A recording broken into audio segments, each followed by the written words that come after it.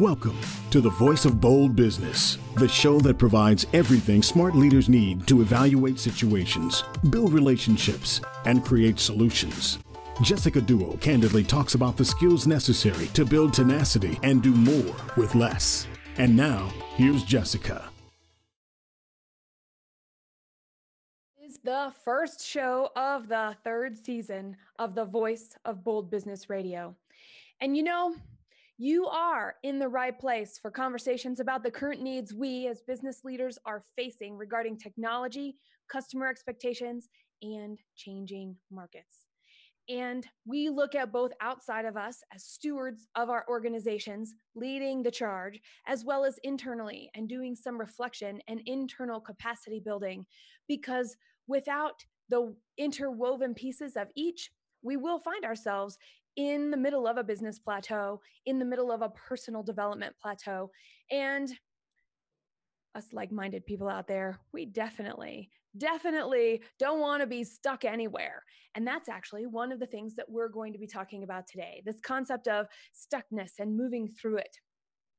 So the Voice of Bold Business is a program about what it means to reach short-term goals and increase confidence in long-term positioning. This is program 172 of the Voice of Bold Business Radio. It's called Start with Stress Reduction.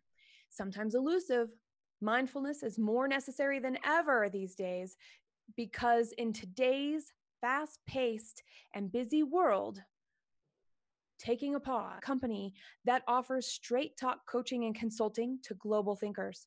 Holly inspires leaders to co-create their highest and best businesses and offers leadership coaching and strategic advice to make it a reality.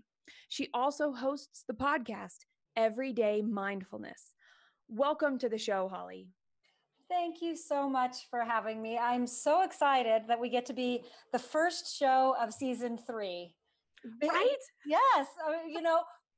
I've studied a lot of different things, a lot of different modalities, but one of the tools in my toolkit is numerology. Do you know the numerology of 3?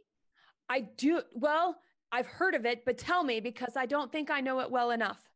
Well, in general, numerology 3, the alignment of the body, mind, and the spirit. And so How cool is it we get to talk about mindfulness today, and that your own bold stand for aligning your heart, your head, and your hands, your body, your mind, and your spirit in the work that you do. So I just think it's so fun. The right people land in the right seats at the right time. Truth to that. Well, I do believe in the timing being impeccable all the time, even in the hard times. You know what I mean? For good and for interesting, yes. Exactly. For good and for interesting. So great. Well, I just want to jump right in because we are talking about mindfulness today. And the lens is for stress reduction. Because as leaders of an organization, if we're in our first 2 to 3 years, many of us in that space, we're still trying to just keep the lights on. And there is a big weight of how do I move forward every day? And then for those companies that are in that, that 3 to 4 year old age of a company all the way to 10 years, there's a whole different game of how do I make it to 10 years? How do we scale? How do we grow? What are the things that are important to our culture? And one of the tenets that I know you believe in and that I also believe in is around meditation being a core piece of growth, both personally and professionally. So let's set the stage with what is mindfulness? Well, let's go forward for a second. Done. This is an interesting nuance that I think we should start out with. And there's a little confusion right now on is meditation mindfulness and is mindfulness meditation. And I believe words are powerful, and it's really important for us to pause and look at both of those words. So love that you bring meditation into the conversation. Meditation is a practice of mindfulness, but does not need to be the only practice for mindfulness. So meditation for most people is a reflective process, sitting on a meditation pillow, having silence and stillness to tap into your inner wisdom self. Good, great, fine, wonderful. Absolutely agree. Absolutely love it.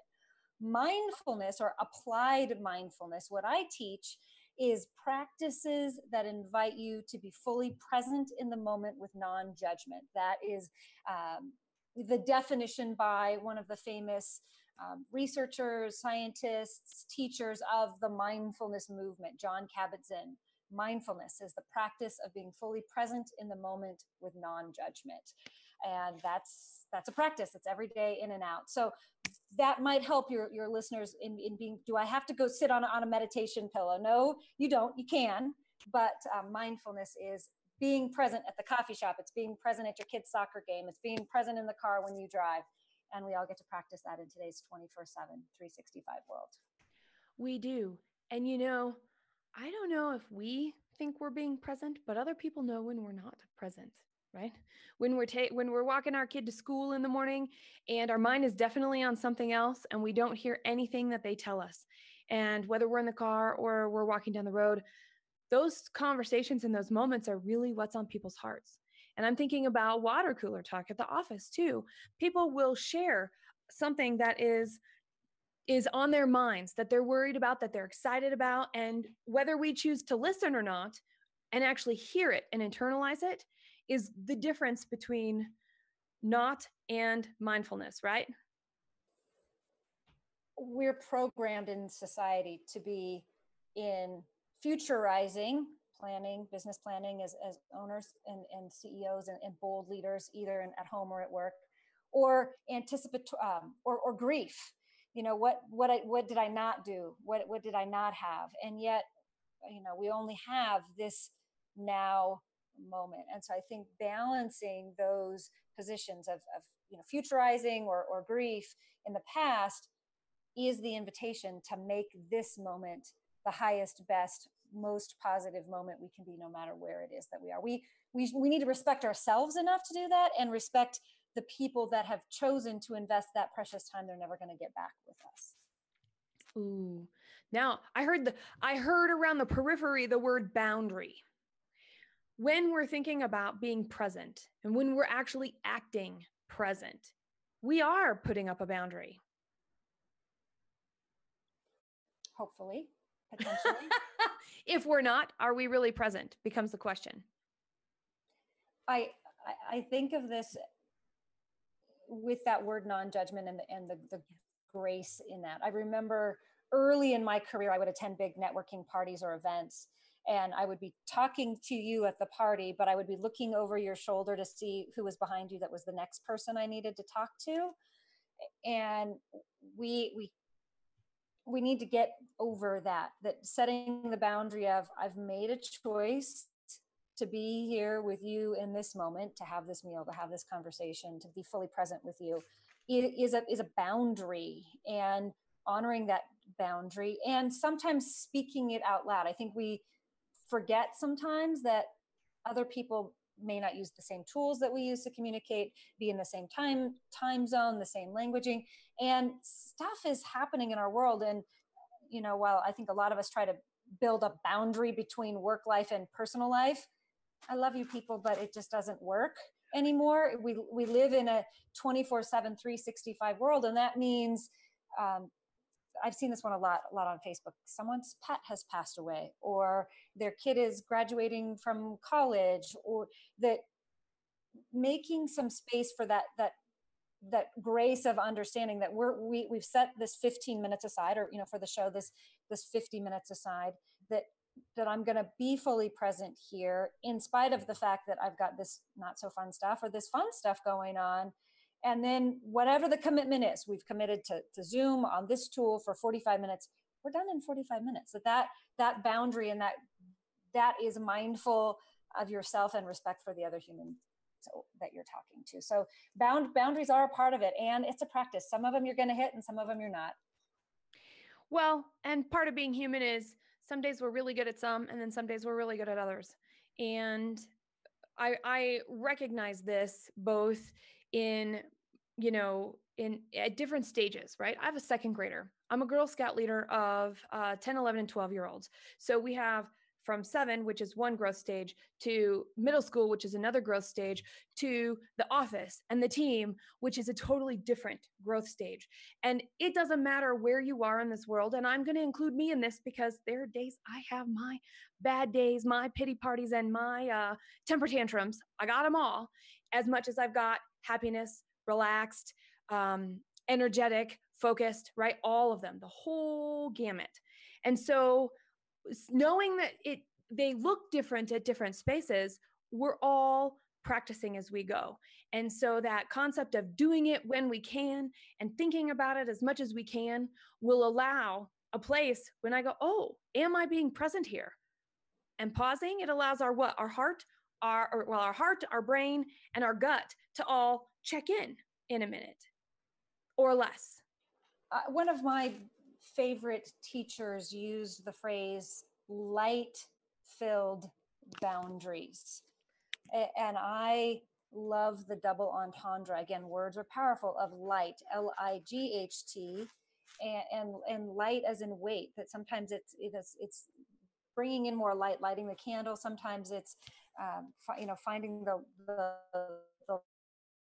while you are one person, you need to show up one way for your daughter as a second grader, and you show up a very different way here on the show, which is still the same you, but having those light-filled boundaries to give yourself time to make those transitions. We often don't do. And then we're like halfway through the meeting going, okay, wait a second. I was still thinking about, the second grader when I'm here on the show.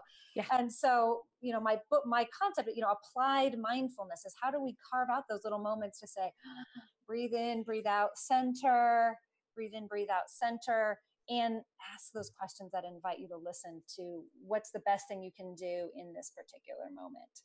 I'll tell kind of a funny personal story. This morning I had coffee I'm going to have a restroom before I come on the show, blah, blah, blah. Sure enough, coffee shop shows up on the drive from point A to point B. And I have to ask the question, do I mindfully have enough time between running from one meeting to I am going to make the meeting and trust the process that I'm still going to be on the show in the right amount of time. But, making sure that you prioritize self first and creating that boundary so that I can be fully present here with you in this meeting, at the Girl Scout event, at those kinds of things. And we don't often take those times. I think that's kind of what makes me weird is I say, no, I'm going to go make some pauses in my life. It's not weird.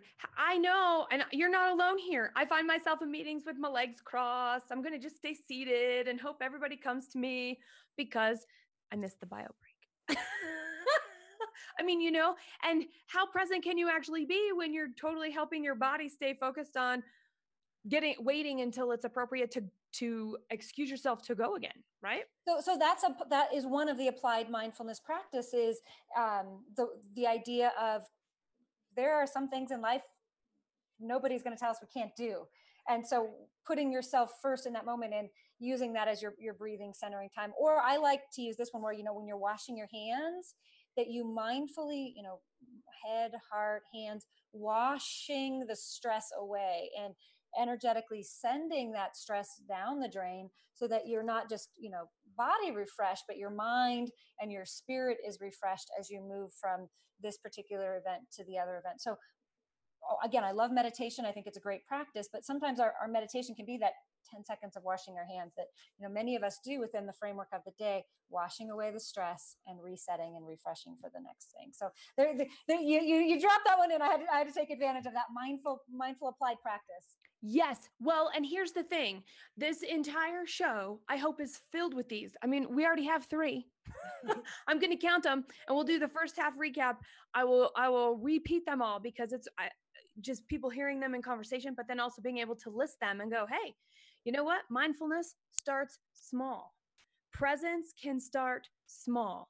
And we've had a guest on, a good friend of the show. Her name is Ivana Taylor. There we go. She was telling me this story, and it's on one of our past programs about a nun. Woman is like, how do I slow down? What's going on? And we'll have to reference the show because I'm going to totally do a Jessica filtered version of this. And the woman goes to this retreat and is talking to these nuns and says, sister, how do I stay present when there's so much to do? And the nun turns to her and says, when you're washing the dishes, be with the dishes. When you're taking out the trash, take out the trash. So going back to iterating what you were talking about in terms of being present and applying the attention in the moments that we're in.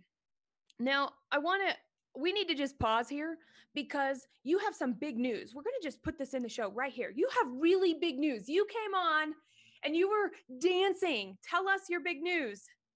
Well, my third book just went live on Amazon today. Woohoo!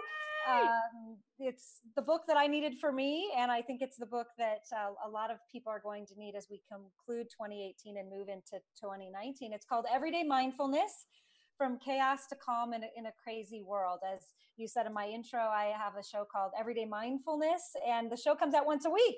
So it felt natural to me that I wanted to offer a textbook, an invitation for people to have 365 days of these little micro practices. So it's an inspirational quote, an intention setting activity for each day, and then my reflections on inviting you how to bring this inspirational, this mindful practice into everyday world. So yes, I'm kind of excited. I started that book 60 days ago, and so I wrote the whole thing, start to finish, in 60 days. Ladies and gentlemen listening, so you know, she told me about this book in an email, and I talked to her a couple weeks later, and I was asking her about how her book was going, and she goes, "Oh," and that was about 60 days ago. I'm just starting writing that book. So it's very cool to have been in as all of that research and all of that planning started to come into actual creation when we first started talking. It's amazing how that timing works out. Well, and I'm sure we'll talk about this a little later in the show. If whatever realm you're in, we have to, in spite of the change and the rate of change and the chaos in this crazy world, be willing to be bold in our declarations. And it's funny, I'm even processing this as I say this to your audience, is what are you willing to do for you in service to the world? And I say in the intro of this book, I wrote this book for me, and I hope it serves you, because I'm human, and life ebbs and flows and comes and goes, but I needed a 365-day practice that invited me to remember the good in my own body, mind, spirit, and in the body, mind, spirits of every person I come into contact with. So this book is little stories of how are we going to apply the wisdom of people who've gone before. There's, quotes from people who've passed, and there's quotes from everyday people. One of my favorites is, "It's not hard to be kind." And that's from my friend, Karen Snyder. It's not hard to be kind. And then I talk about kindness practices. So, be bold in your declarations, because I have to be honest, even when I said to you, I'm going to have this book done on October 1st and we committed to the show, it was only moments before I sat down for the show, I went, "Oh, I really did that." So what's that big, bold thing that you're going to do between now and the end of the year or in 2019 that serves you and serves the world? Because we get to demonstrate that in the work that we do. So thank you for letting me celebrate. Yes, everyday mindfulness, from chaos to calm in a crazy world. We have to be the piece of the peace that we want to have. And I hope this book brings a little peace to people every day going forward. I do too. And we will make sure and link to it in our program notes for the show so I can go get the links and everything right now, and it'll be up later today or at the latest early tomorrow, so that people can go straight to Amazon, but they can also see the quick link in our program notes, which will be awesome. Now, okay, we talked about this a little. Let's just bring it out on the table. We all have preconceived notions of what mindfulness is, and we use different words. And you've already said, hey, words matter, they have meaning, and they are powerful. So how does the language that we speak and the words that we use influence our definition of success?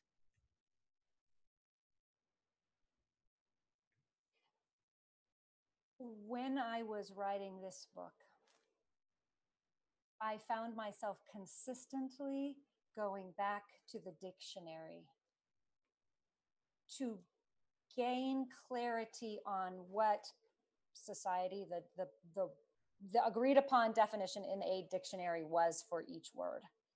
And being a practitioner of mindfulness that then invites me to say, am I going to accept this definition or not accept this definition? And if I choose to redefine that, how am I going to come to a shared agreement in the conversations I'm having about these particular words? So if I'm speaking with somebody whose frame of reference on mindfulness is meditation, I make the choice to accept that, to bless that, to honor that, and speak to them from that lens. But I also get to share with them this data and this research on this more broader, different definition of mindfulness. I think that same concept is true of success. And wow, I mean, our world is changing, and it's changing so fast. I think, when I grew up, the definition of success was, 2.3 children and a wife prior to. How great is it now in a global technology advancing world that we can explore if that's still the right fit for us? And if it's not, how are we going to choose a success model that looks for us? 42-year-old woman, I'm not married, I don't have kids, but one would argue, I was just named to the top 500 most influential people in the meetings industry by Biz Bash magazine. I've attained a different level of success. And my mom will get the same package she's gotten on the last 2 books. And on the outside of the package, it will say, here's your grand book. They're easier. They don't come with diapers to change, meet your grand book. Cause she, on my side of the world, there's no grand babies, but that's a cool exercise for bold entrepreneurs and bold leaders to explore, is what is your definition of success going to be in a grand picture, but also on the individual projects that we do. And I'm still rolling out what that's going to look like for Everyday Mindfulness, for the show and for the book, because that's a journey that we get to create for ourselves. And, like I said, 60 days ago, it was a dream, and now it's a reality, but there's another success and another success and another success. And we all have our own journey with that. We do. And there's a growth piece in there too. We have this place that we're going. We've put it out in, we've put it out in the future. We've put the stake in the ground where we are. We've put the stake in the ground where we're going. And then as long as we're not too granular along the way, and we're not too, I'm not going to say pie in the sky, but maybe not very clear about what our milestones are. So if we have too many milestones or not enough milestones along the way, there's not space to actually allow and see other opportunity that comes. And that's one of the things that I just heard you say about, yes, we're on this journey, we're making these goals, and sometimes our goals change. Sometimes our goals are exceeded. Sometimes we find out we actually made the wrong goal. And being able to have the right amount in between of milestones to do these check-ins, the opportunities that come along that are going to shape what happens next and shape how we view what happened before, all play a part in how we grow, both as people and how we grow as stewards of our business. Hey, Holly, we have a couple of questions. So we're going to switch and we're going to say #VBB Radio. Cam is asking this question. What is the simple way for a beginner to become present, especially now when we're in the age with the fear of missing out?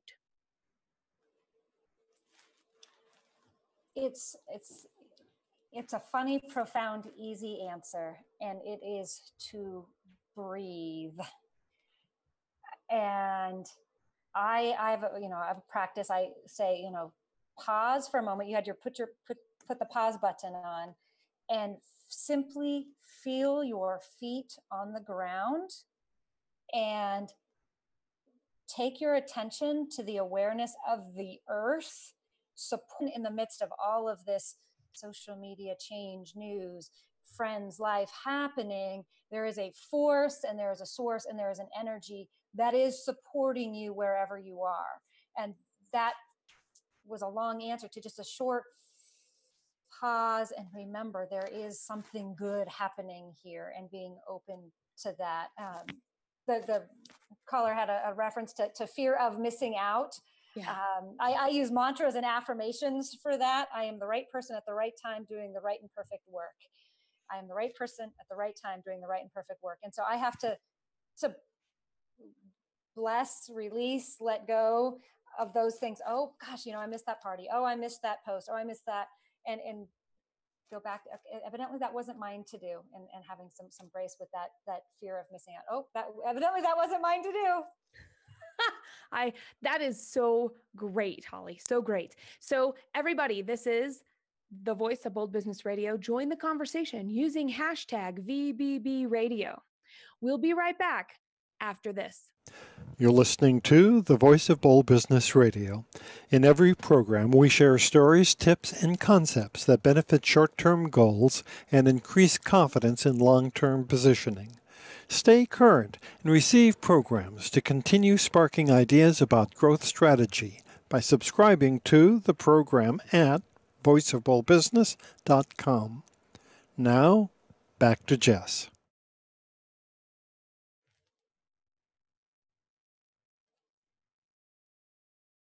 All right, you are here in this world of talking about starting with stress reduction, and we're talking about mindfulness as the solution to that.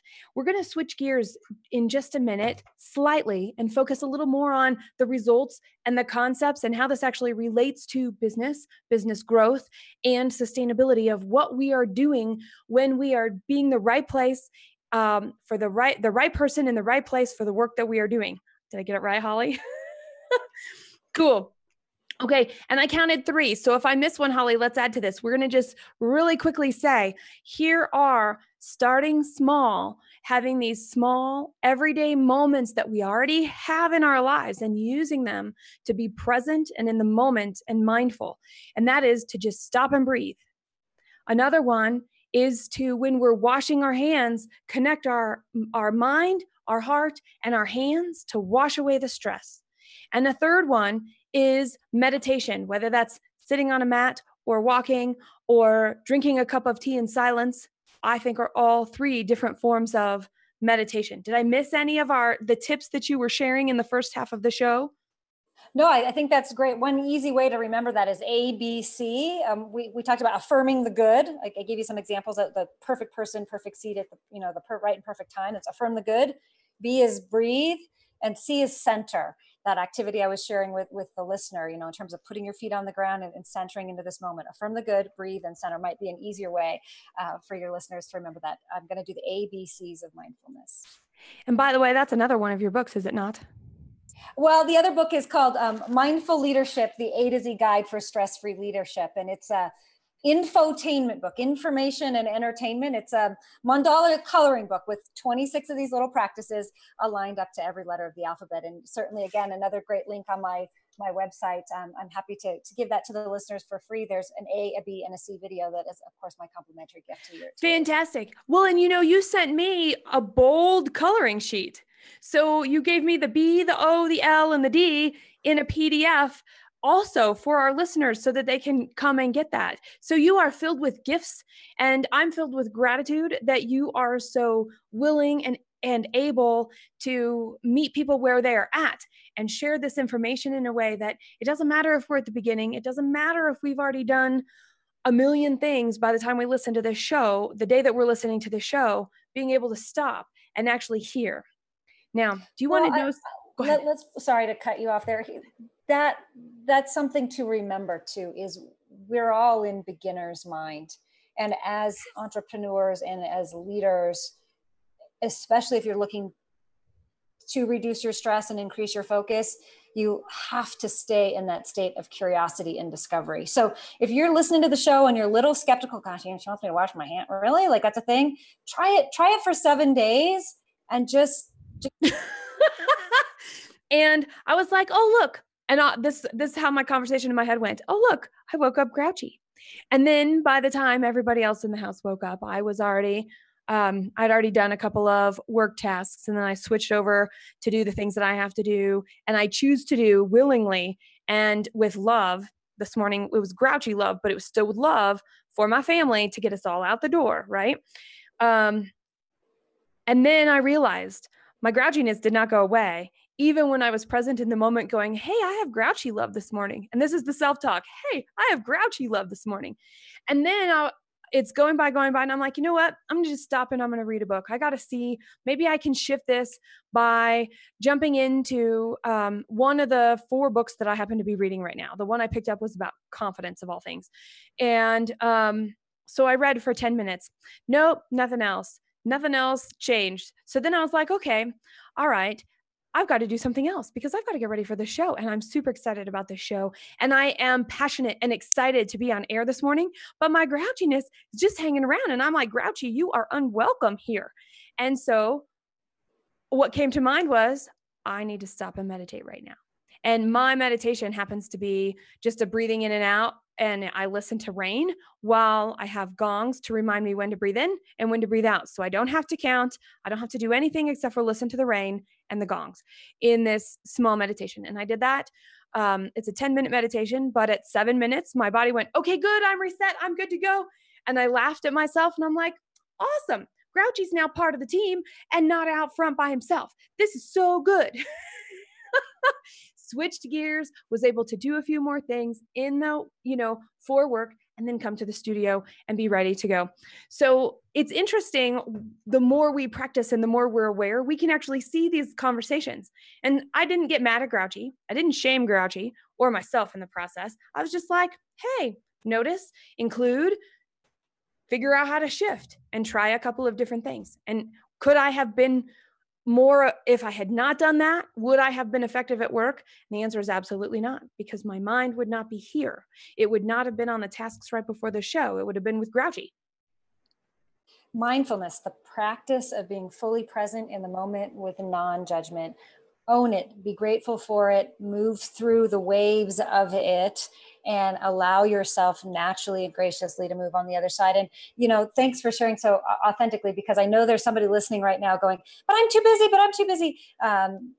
The busier you are, the more you need this. And thank you for sharing that your practice was 7 minutes. It might be 1 minute, it might be 2 minutes, it might be 30 seconds in the car. One of my most popular applied mindfulness practices, I've got to throw this one out there, is I don't have time to sit and do 10 minutes with my little singing bowl.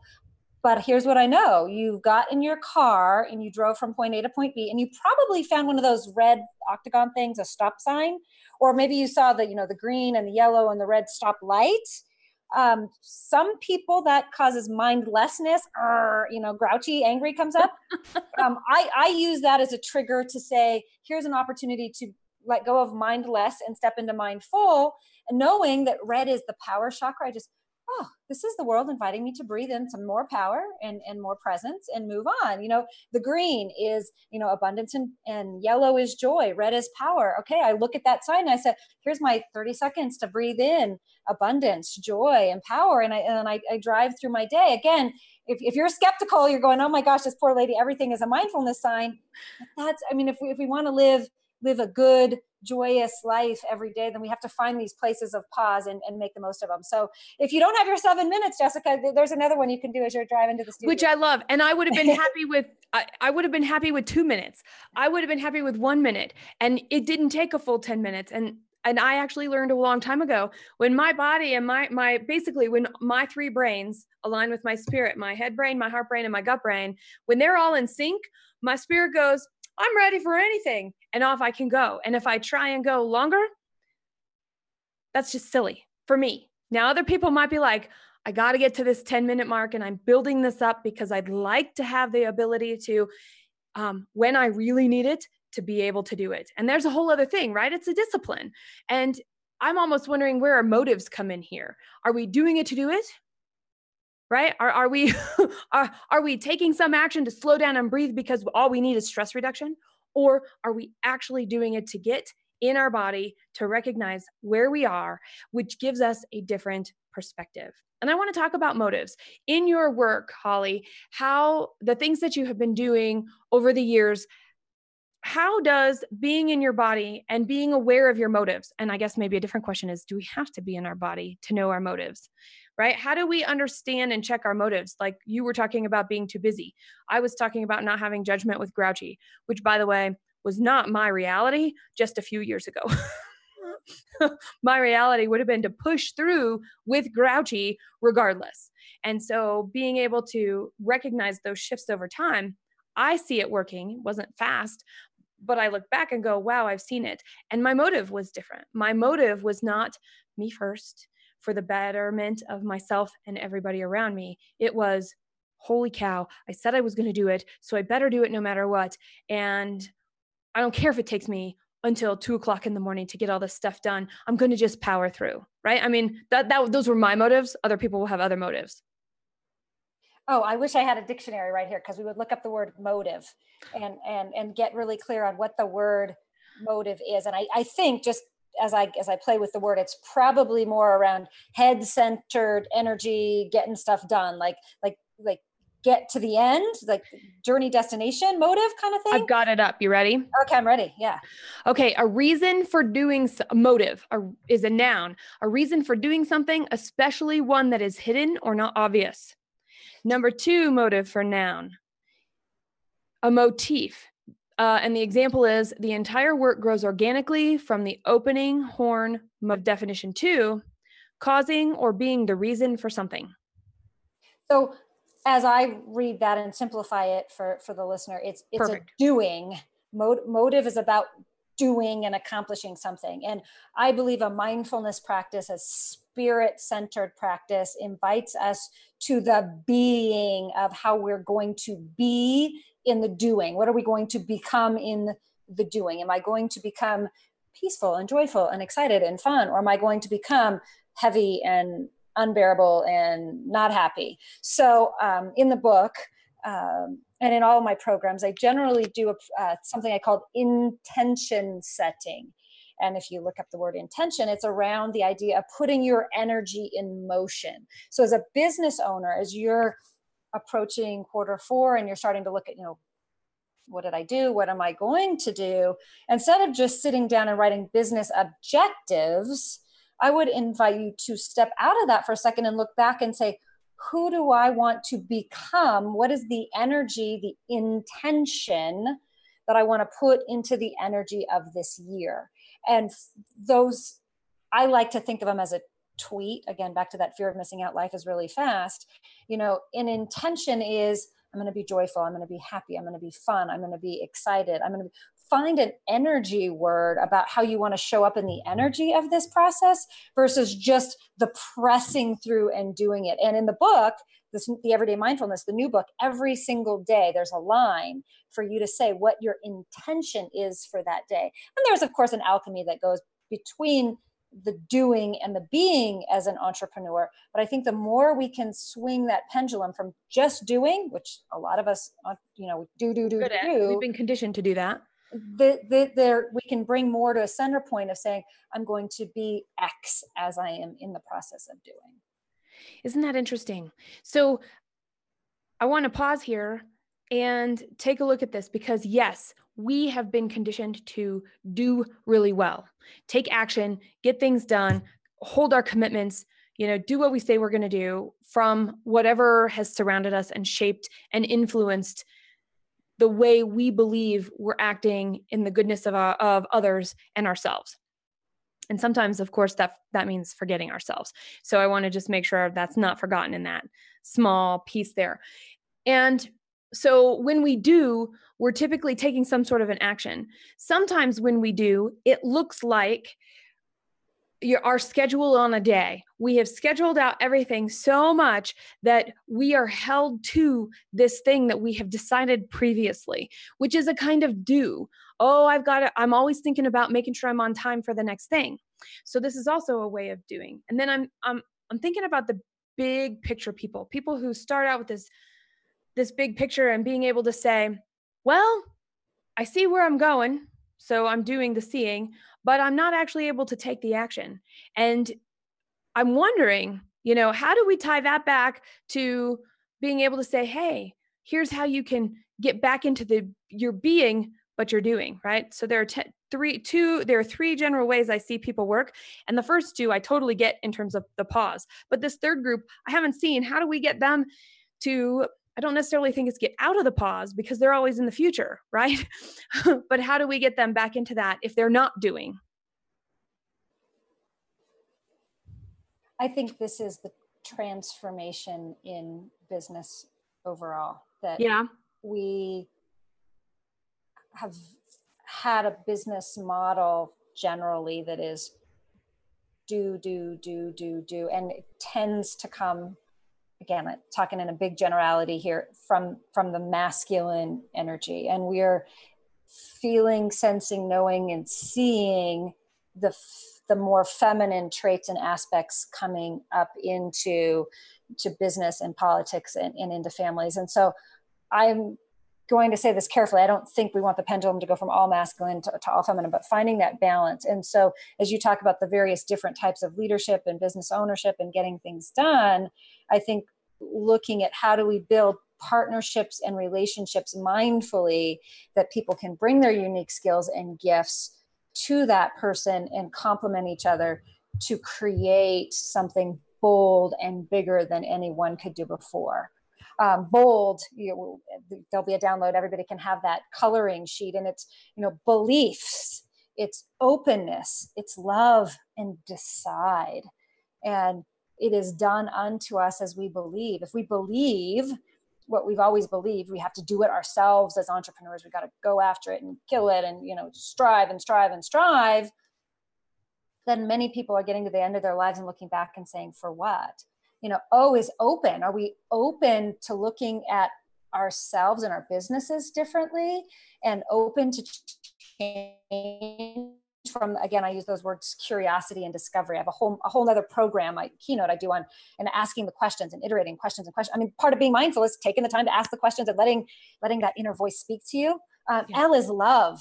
And we have such a limited definition of love within the framework of the United States. And it changes, there's a lot of global differences in how we connect to the word love. But owning whatever it is that you love and how you can be a demonstration of love in the world. Decide to take a month off and go on a sabbatical, whatever it is, if you can be bold, believe in what's possible, be open to those possibilities, love what is possible, and decide to step in to that new and creative possibility. I think those are really cool ways you can use mindfulness in the work that you do. This is so great. Okay. We have another audience question. Yay. Thank you for sending this in. #VBB Radio. And Jason is asking, how do we keep this balance that you're talking about? If I'm constantly focused on now, when is the time to use the past or plan for the future? I feel stressed out when people talk about being present because it's pressure to me. Beautiful question. And thank you for your authenticity. I believe that is the soul journey. You can find that balance within you. And I know, we hate it when our teachers tell us, go within, your answer is within.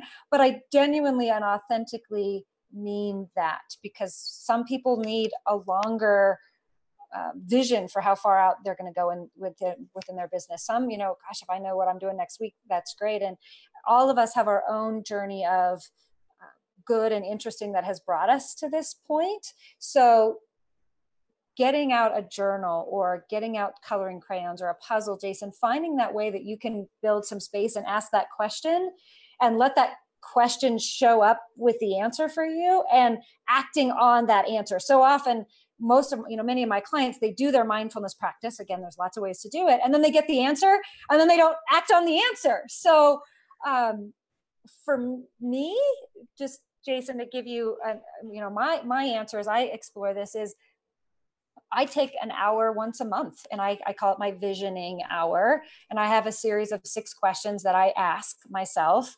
And then I look to activate those questions in the future. So I do schedule some time each month to kind of reflect and look forward and mindfully let those answers come through. So I hope that supports you in the growth of your business and your personal practice. You want to know something? An hour's awesome. I have 4 hours that I do once a month. And I have 2 hours a week. So basically the 2 hours a week is business related. And it takes me anywhere from 30 to 45 minutes to actually get into it, which means I have an hour. And then I get to do a little bit of reflection and gratitude for taking the time at the end. And then in my big chunk, my 4-hour time, I'm actually reflecting on me as a leader, me as an individual, as well as the business. So I give myself a little bit more time that way. And you call yours the visioning hour? and you've set up specific questions for yourself. All right, listeners, I'm telling you, that is incredibly useful information. And whatever yours looks like, I invite you to just look at your schedule already. You may have it and you may call it something different. So there's nothing new to add here. It's to find out what you're already doing that's like it and expand it. We already have something. And the grace of my process is an hour, yours is 4 hours. For some, it might be 20 minutes, that you can't do this wrong. Mindfulness, practice of being present in the moment without judgment. Don't judge yourself as doing it right or doing it wrong. Yep. Keep asking the questions and keep exploring, because it might change for you. It might change. Yes. All right. Now this may include, this next question is the final question of the show. And that is, what makes it bold to think about mindfulness in relationship to stress reduction? I think it's bold in today's 24/7, 365 world that says bigger, better, faster, more, to make the stand that you're going to, again, believe is be alive, that you're going to make a stand for being alive in a different way and being present. And, that means you're going to make some people happy and some people not so happy.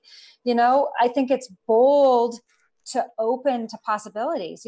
We are in a society that says you'll have kids at this age and you'll do this at this age and you'll travel here and you'll work 50 weeks a year and you'll have 2 weeks off. That there's a boldness in saying, I am going to choose a different life, and love. I think this lifestyle is not sustainable. And those of us who are courageous enough to say, you know what, I just watched a friend commit suicide. I'm seeing my friends getting divorced. I'm seeing the heart attacks. I'm seeing the orange pill bottles showing up. Whatever that is for you, to be bold and courageous enough to say, I'm going to choose a different life and I'm going to infuse mindfulness activities in, is a powerful decision. And that is bold. That's courageous.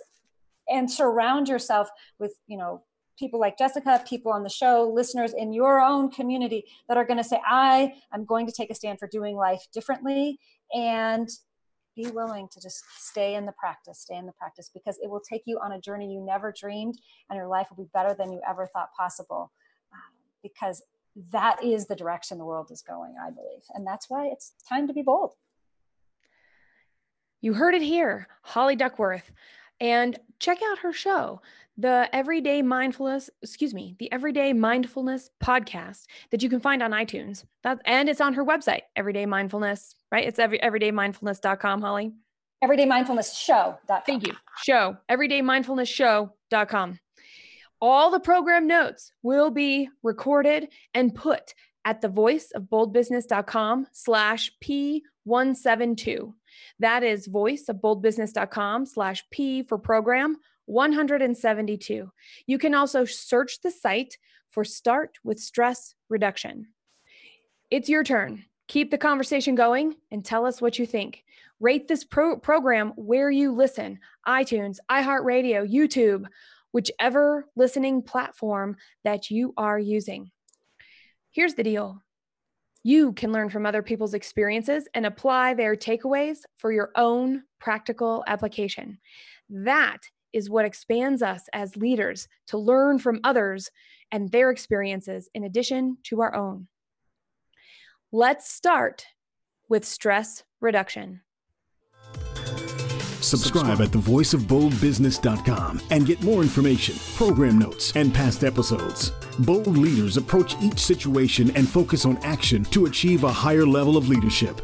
Jessica Dewell, your business advocate, is the host of the Voice of Bold Business Radio. Thank you for joining us.